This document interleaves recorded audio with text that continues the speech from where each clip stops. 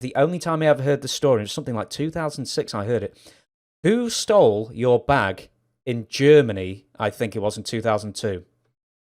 Well, that I'll never know until this day. I have no idea. It wasn't in Germany. It was actually at College Station, Texas. Oh, Yeah. So, yeah, it was an awful experience. I don't know. I heard rumor that Curt Hennig took the bag and threw it in the garbage or did something with it, took it back to Minneapolis with, I don't know, man. And I don't want to think that because God rest Curt's soul. I love Curt.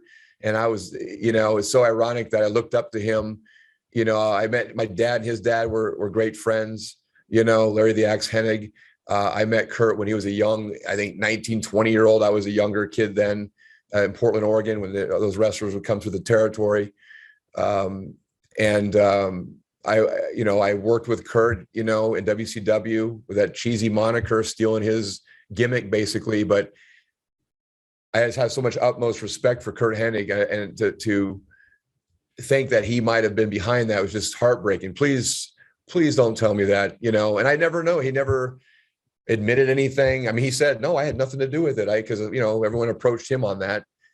I had everything in that bag. That was a nightmare. Oh my God. I had probably $8,000 worth of valuables in there. And the reason why I had that with me is because on that wrestling loop before the one I was on, that had my bag stolen.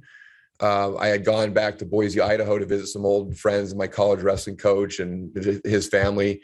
And I had just a camcorder and more tapes, me and tapes and tape recorders. In fact, I don't know, maybe I'm recording right now.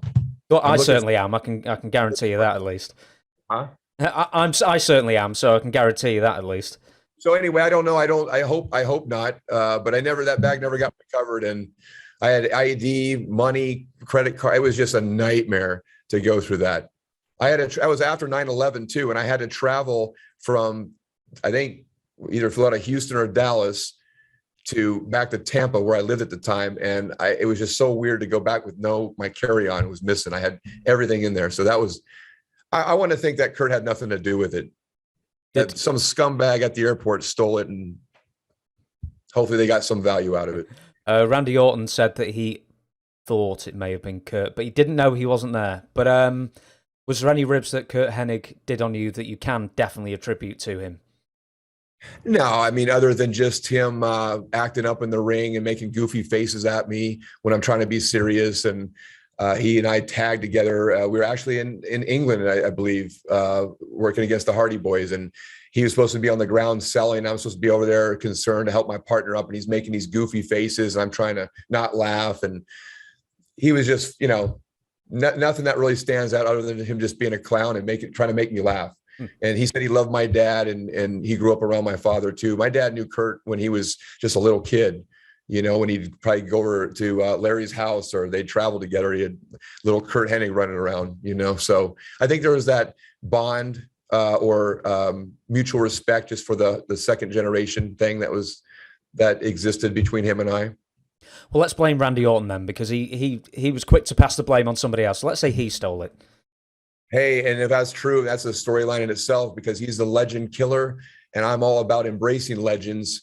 I think him and I could make a lot of money. I'll be honest. I worked with Randy a little bit when he was a rookie doing dark matches and we had some good chemistry. Now I love Randy Orton. I follow him and always pulling for him. And I'm proud of what he's become. But yeah, I'm always open to the right business, James. Well, there you go. I mean, there you go. That's a ready-made storyline if you ever get back into the ring then.